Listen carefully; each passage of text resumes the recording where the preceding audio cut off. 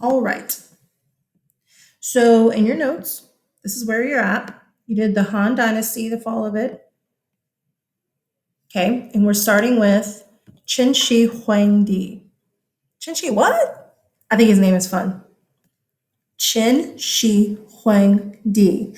Yeah, he's another big reason that the Han Dynasty falls apart. Okay, this is Qin Shi Huangdi. Okay, I told you before. Sometimes, in fact, most of the time, your best rulers, your best kings are not the nicest people. Sometimes the nicest, sweetest people are not the best kings. Well, Qin Shi Huangdi is pretty powerful. Not the nicest guy, pretty powerful. In fact, look at his name.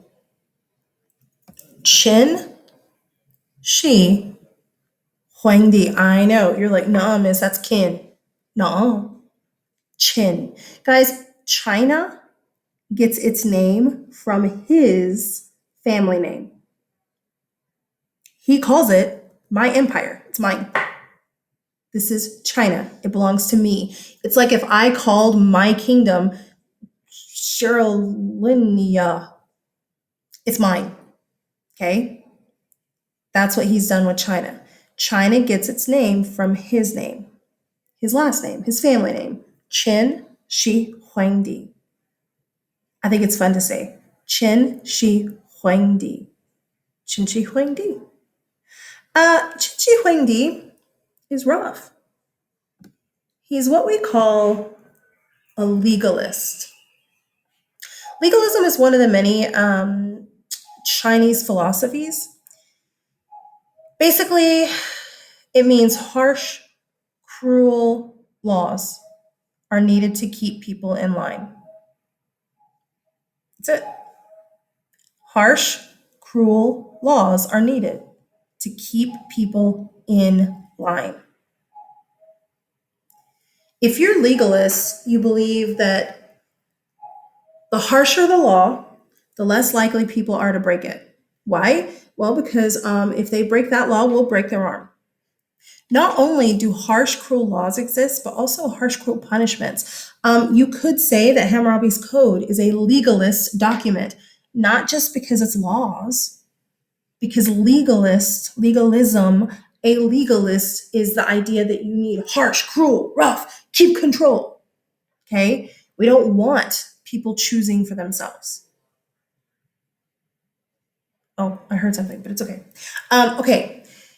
There's another problem happening at the same time when Qin Shi Huangdi takes over. It's right here. The Mongolians. Okay, again, we're going to talk more about the Mongolians. But the Mongolians are a people to the north of China, okay, that the Chinese were really quite afraid of. Because the Mongolians weren't, quote unquote, civilized. They have tent cities. In fact, they live in these really cool tents called yurts. I just like the word yurt. It's just a funny word. But they're tent cities and they are nomadic and they do roam around. They aren't roaming just to like follow animals to kill them. They're more like rancher roaming. Like their animals roam and they give them the freedom to do so. And so they follow their animals. So they're like ranchers, but they roam. They're called pastoralists. You'll see this word later. It's one of your vocab words, I believe. But they're also pretty warlike. Because their tribes are nomadic, I guess they're not really tribes, they're clans. I'm sorry, they're not big enough to be tribes. But because their clans are nomadic, they also fight amongst themselves over the land for their animals to graze upon. So they're warriors. The Chinese have their battles too, but they as a people group aren't considered warriors, okay? They're afraid of the Mongolians. The Mongolians have been moving south. Why? Because we want to take over China? Not this early. This early, they know there's people down there, but they don't really know anything else this early. Okay? What they're doing this early is following their animals. Later, yeah, Mongolia specifically wants to take over China. But at this point in time, they're just roaming into Chinese territory because that's what we do. We're following our animals. That's it.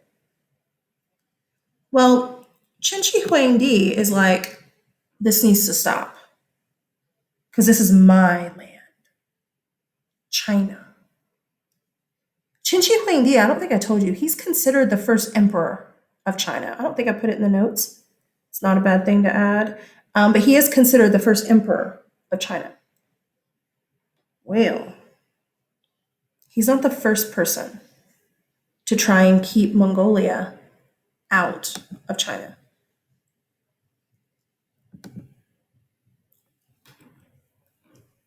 You've heard of the Great Wall of China, yes? That is not really an accurate phrase. It's kind of like the Silk Road. There's not a Silk Road, it's a network of roads. There's not a Great Wall of China either. There's a ton of Great Walls of China. Look at this. I love this map because this, oh, I can't make it bigger. Dang it. Sorry. This map right here shows you starting before Qin Shi Huangdi, the purple. I know it's hard to see because I can't make it bigger, but this purple right here is before Qin Shi Huangdi took over. You see purple lines down here where previous emperors, well, I guess they're not emperors, previous kings were building walls to keep the Mongolians out. Then you see the green here. These green lines, those are the walls that Qin Shi Huangdi built. Then you see kind of this reddish.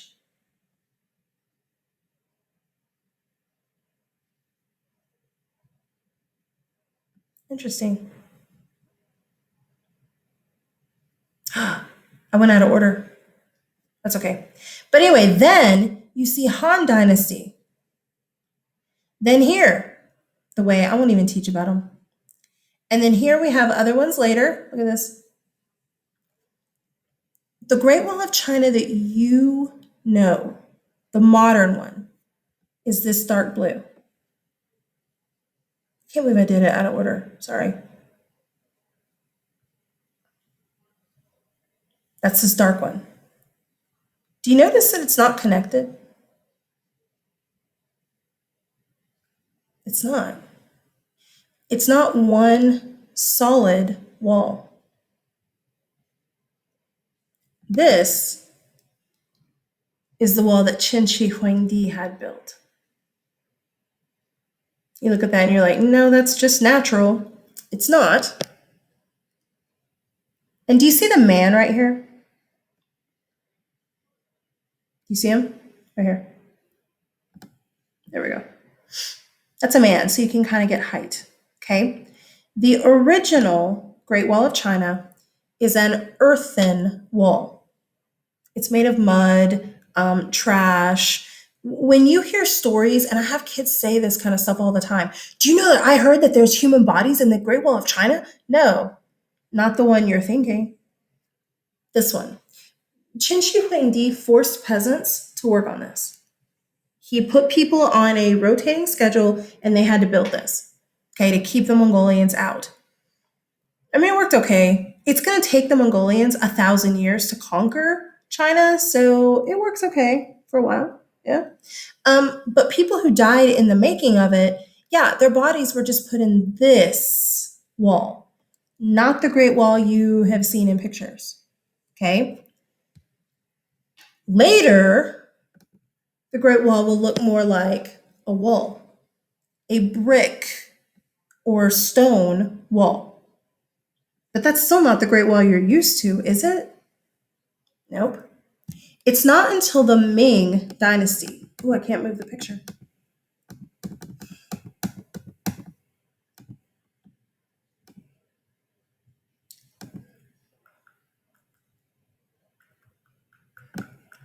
Here it is. Okay, it's not until the Ming Dynasty, here we go, that this wall gets built. This will happen later, or the Qing. God, I can't remember. Doing all of these Ming, okay, whew, in the summer like this, I'm like a little rusty, you guys. Okay, so the Ming Dynasty. This is the Great Wall of China that you're used to, but it's just the most modern Great Wall of China. That's all. The Ming Dynasty is who takes over after the Mongolians leave China, because the Mongolians will conquer China and then they'll leave, and the Ming Dynasty takes over. And the Ming Dynasty is like, they will never come in here again. So they build this massive wall to keep them out. I think it's so cool again. Look, it snakes on top of the mountains. Isn't that cool? You see it like way over here?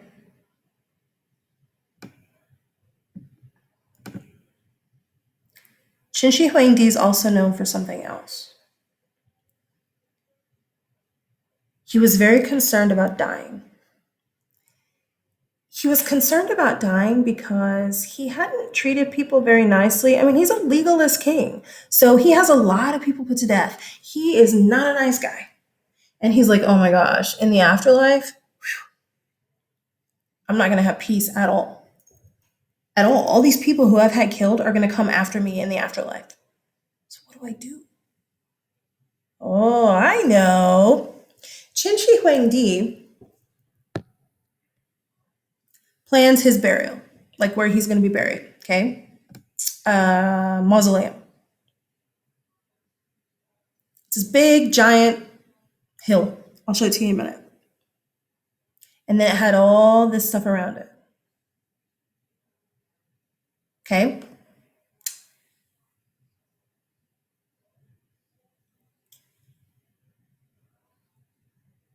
He has a lot of armor going with him into the afterlife.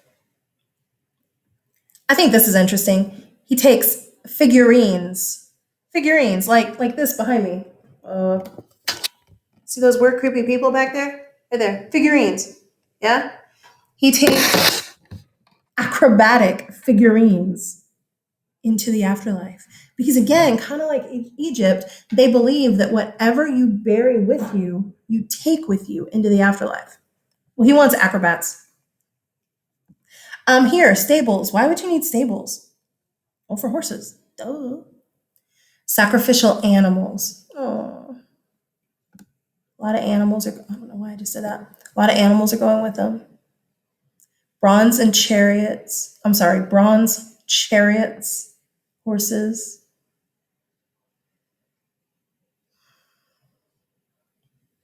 What the heck?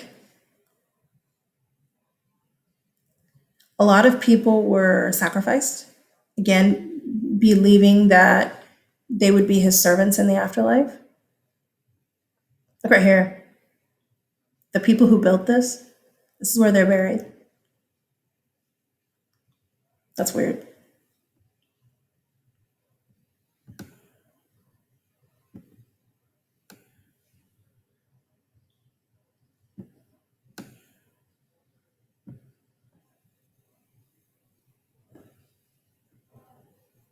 Have you heard of that? The terracotta statues, the terracotta army.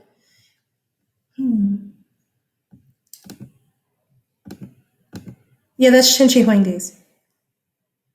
Qin Shi Huangdi had artisans build all of these statues for him.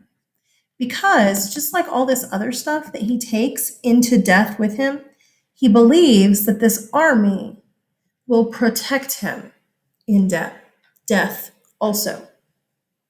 This is what the actual mound looks like. Whenever you see this right here where his body is, or his actual like tomb, I guess I should say, it's inside of this. I mean, if you saw that, well, I guess I shouldn't say you. If I saw that, oh my gosh, in this light, I can see my roots really well. Look at that. Y'all always ask me what's your natural hair color? Boom. Maybe it's just the light. I'm pretty sure it's my roots. It's okay. I'll get it dyed soon. Yikes. Okay, squirrel. Anyway, this right here, if I looked at this, I would not think that was anything historical. I'd just be like, oh, it's just a hill. But we know that that is inside of it. You're like, what is that? Well, it's where he's buried.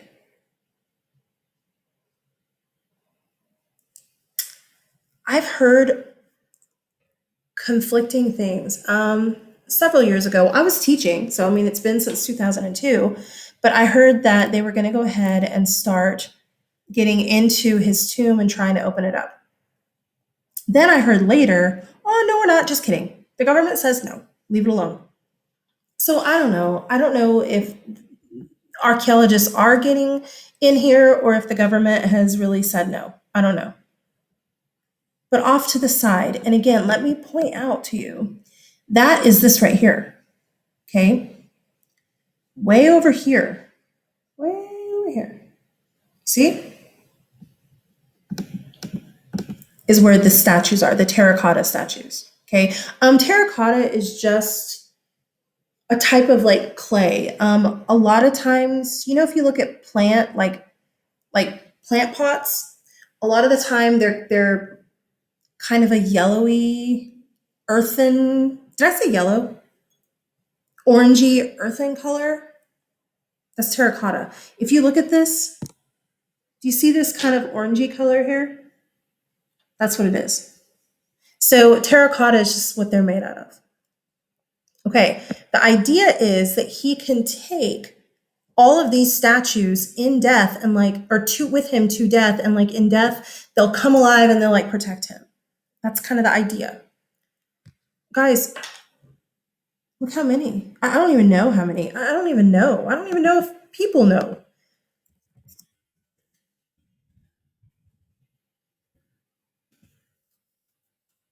So far, 8,000. It says, but archaeologists in China have recently found more than 2,000 others. There's a ton of these. And he had artisans make these. So while he's having like peasants build his Great Wall, he's having middle class artisans make these. For money? No, because he's a legalist emperor, and if you say no, you lose your hand. Or worse. What's cool about these?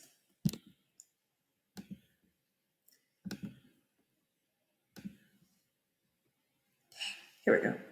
What's cool about these is that since so many different artisans across China made these, they're all pretty individualized. I mean, there's a basic whatever, and they're life size ish.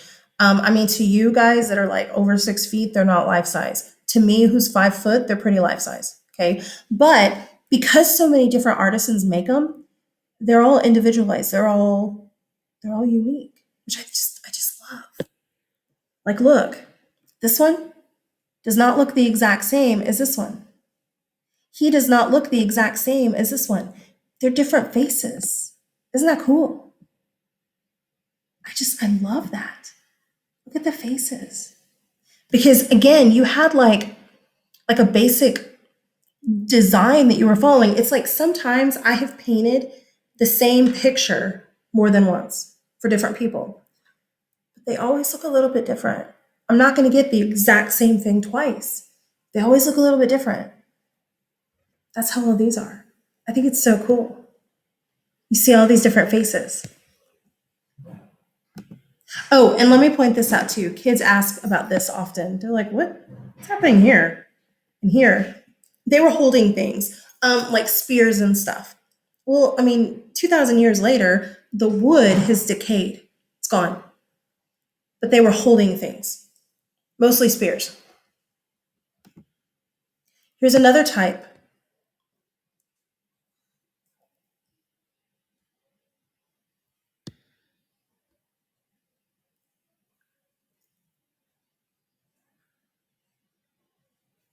Hold on. I can't find the button. Be careful. Oh, okay. Okay. So, sorry, I was talking to my dad, but while I was talking to my dad, I went ahead and looked up. Um, you can like see people up against these statues, so you can kind of see life size. Okay. Okay, but back here, back to the statues. How they're all just individualized, different. See, look, he looks like he's doing like some move. And again, his face is different. Aren't they cool?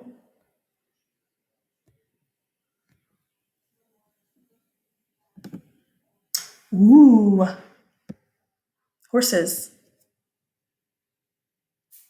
A chariot. Well, it's not really a chariot, it's a wagon.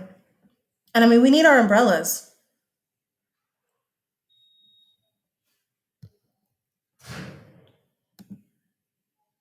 Okay, this is an archaeological site. Let me go back to this picture and show you something that I know you didn't notice. I'm not being rude, but up here, you see all of them like lined up, standing up. Yeah, even the horses standing up. But look farther in the back. Look at this.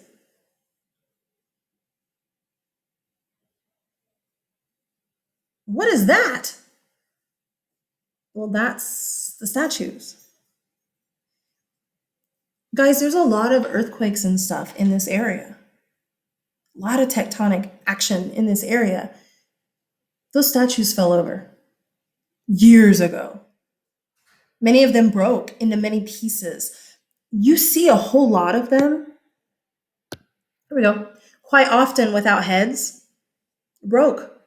You'll see some of them without arms. I don't see any right here that are easy to see, but it's because they broke. What they do, of course, they have to excavate it and dig it out of the ground, but they take all these pieces, and it's like a puzzle. They put together what they can. You can't put together every single thing. You can't. You have pieces. But look, when they're digging these things out, here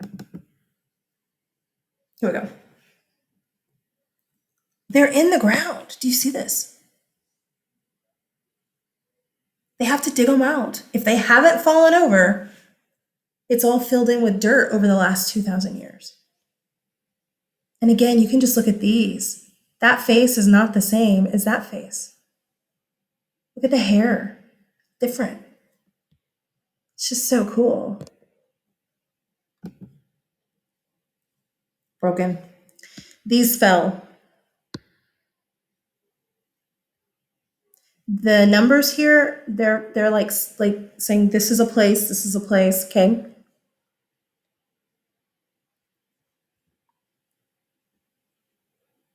See legs here.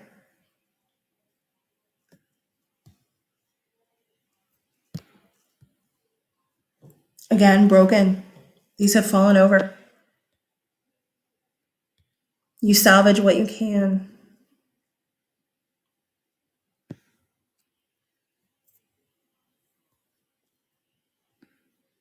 There's a head.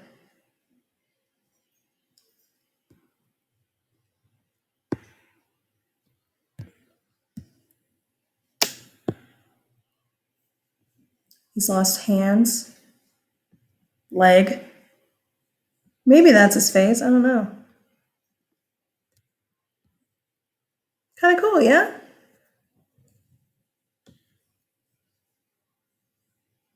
I'm trying to decide if I want to go on or not.